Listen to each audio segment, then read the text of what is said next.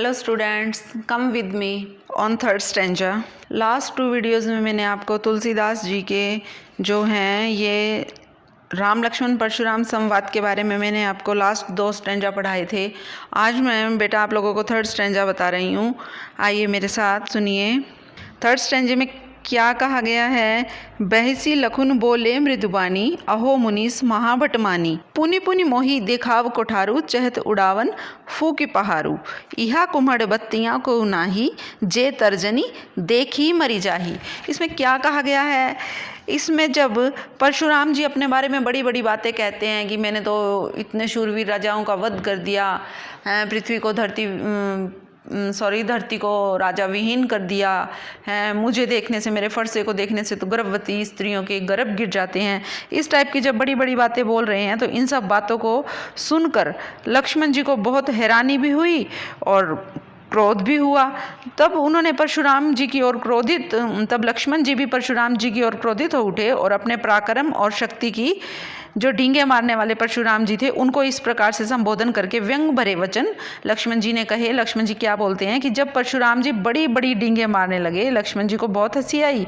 हंसते हुए मधुर वाणी से कहा कि आप मुनि होकर अपने आप को बड़ा शूरवीर समझते हो।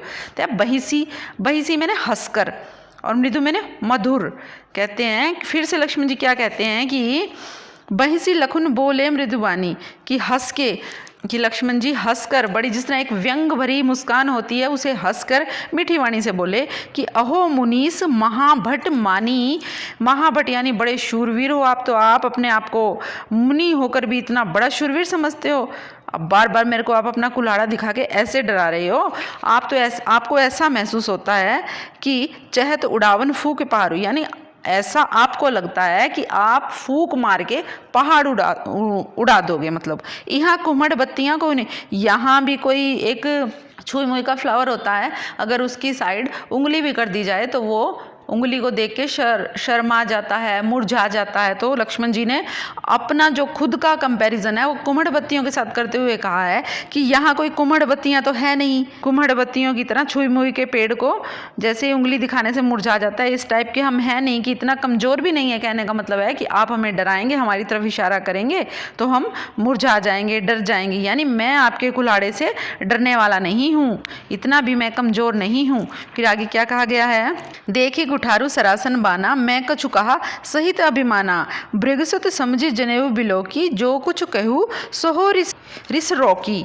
तो उसने कहा, फिर से कहा लक्ष्मण जी ने कि मैंने तो तुम्हारे द्वारा धारण किए हुए कुठार धनुष बाण को देखकर ही अभिमान से कुछ कह दिया था। मतलब मुझे भी ऐसा लगा था कि कोई ऐसा वैसा मामूली इंसान तो होगा नहीं जिसने धनुष बाण उठाया हुआ, हाथ में जिसके फरसा है, कोई वो ऐसे तो होगा नहीं, कुछ ना कुछ तो इसमें है ही। सिंपल वाला पर्सन तो मैंने आपको समझा नहीं था। मैंने तो इसी अभिमान से आपकी वेशभूषा और आपके जो ये अस्त्र शस्त्र आपने धारण किए हुए हैं, इनको देखकर ही मैंने आपके बारे में कुछ बोल दिया था कि हाँ आप भी कुछ लगते हो। पर मेरी ये गलती थी, अब मैं जान गया हूँ, यानी अब मुझे पता चल गया है कि आगे क्या कहा है? भृगुसुत समझी जनेऊ बिलोकी, जो कुछ कहूँ सहो रिस रोकी। सुर महिसुर हरिजन अरुगाई, हमरे कुल इन पर न सुराई। बंधे पापु अपकीर्ति हारे, मार तहु पा परी तुम्हारी। उसने कहा है कि मैंने तो तुम्हारे द्वारा कि मैं आपको भृगुकुल का ब्राह्मण समझकर आपका जनेऊ देखकर जो भी कुछ कहा मैंने बर्दाश्त कर लिया, अपना क्रोध रोक लिया, सहन कर लिया आपको इस बारे में देखकर। क्यों कर लिया? क्योंकि इसलिए कर लिया कि हमारा जो कुल है, हम सूर्यवंशी हैं, उसमें देवता ब्राह्मण भगत गाय पर वीरता नहीं दिखाते और ना इनके साथ युद्ध करते हैं, इनके साथ युद्ध नहीं करते, ना इन पर वीरता दिखाते हैं। इनको मार दें हम, इनके साथ युद्ध करने पर हम इनका वध कर दें तो हमें पाप लगता है, और अगर हम इनसे हार जाएं तो अपयश होता है। इसी 2 ही कारण हैं। इन दोनों कारणों से हम जो सूर्यवंशी लोग हैं, देवता ब्राह्मण भक्त गाय पर अपनी वीरता कदापि नहीं दिखाते। फिर लक्ष्मण जी ने क्या कहा है कि बंधे पापु अपकीर्ति हारे, यानी पाप लगता है झगड़ा करने से, लड़ाई करने से, मार देने से। मार तहु पा परी तुम्हारे, ठीक है, और हार जाएं तो अपयश होता आप कीर्ति होती है। कोटि कुलिस सम वचन तुम्हारो, व्यर्थ धरु धनु बाण कुठारो। फिर कहा है लक्ष्मण जी ने कि आपने तो वैसे ही इस धनुष बाण को और ये कुठारे को धारण के रखा है, लेकिन जो आपकी जीवा है, आपकी जो जवान है ना, ये बड़े बड़े करोड़ों वज्रों के समान कठोर है। आपको ये सब शस्त्र अस्त्र धारण करने की कोई ज़रूरत नहीं है। आपकी तो जो जवान है, आपके आवाज़ है, ये ही करोड़ों वज्रों के समान है।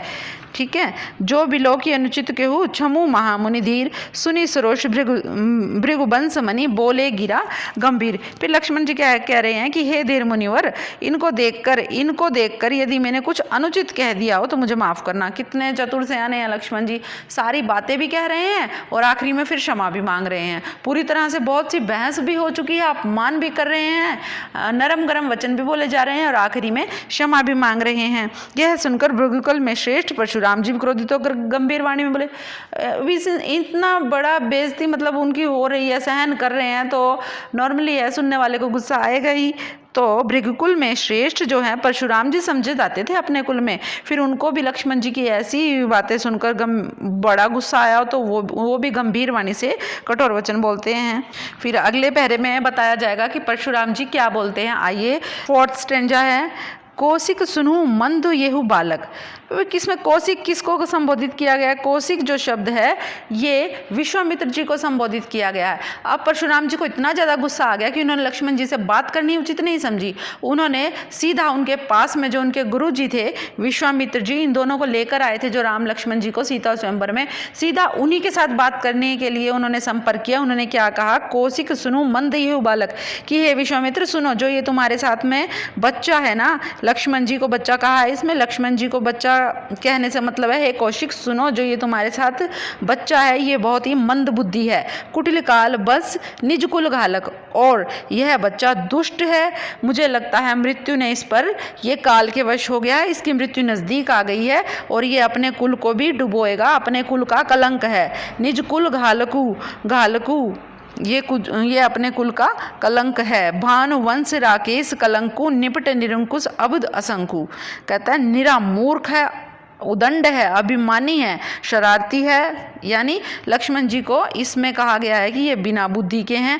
भानुवंश राकेश कलंकु, भानुवंश यानी भानु मैंने सूर्यवंश यानी वंश, यानी ये सूर्यवंश का कलंक है। छोटे क्वेश्चनों में कई बार क्वेश्चन पूछ लिया जाता है, कौशिक किसको कहा गया? विश्वामित्र जी को। किसने कहा है? परशुराम जी ने। और भानुवंश यानी सूर्यवंश का कलंक किसको कहा है? लक्ष्मण जी को। लक्ष्मण जी को कलंक कहा है परशुराम जी ने। आगे है, काल कबुल होई छन माही, कहो पुकारी खोरी मोहि नाही। कहते हैं कि फिर से इसमें विश्वामित्र जी ने कहा है कि 1 सेकंड लगेगा, मैं इसको यहीं पे मृत्यु के घाट उतार दूंगा और 1 मिनट भी नहीं गवाऊंगा। कहो पुकारी खोरी मोहि नाही, और फिर मेरे सिर पे इस चीज़ का दोष मत देना कि ये क्या हो गया। तुमु हट कहू जो चहु उबारा, कही प्रताप बल रोशु हमारा।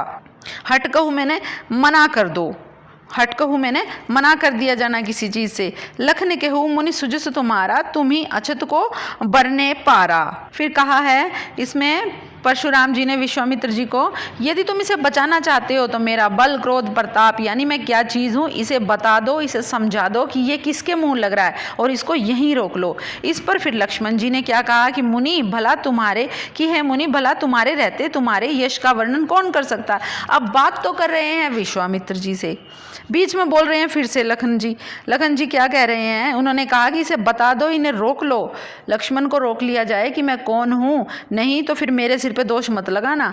लखन केहू मुनि सुजस तुम्हारा अछूत को बरने पारा। फिर लक्ष्मण जी ने क्या जवाब दिया? बीच में उनके टोका टकी कर दी, बीच में उनको बोलने से, बीच में उनके फिर से बात की कि ना आपके अलावा, ये बात लक्ष्मण जी ने परशुराम जी से कही है कि आपके अलावा आपके यश की गुणगान कौन कर सकता है। यानी आप तो अपने मुंह से अपने बारे में बहुत कुछ बता रहे हैं।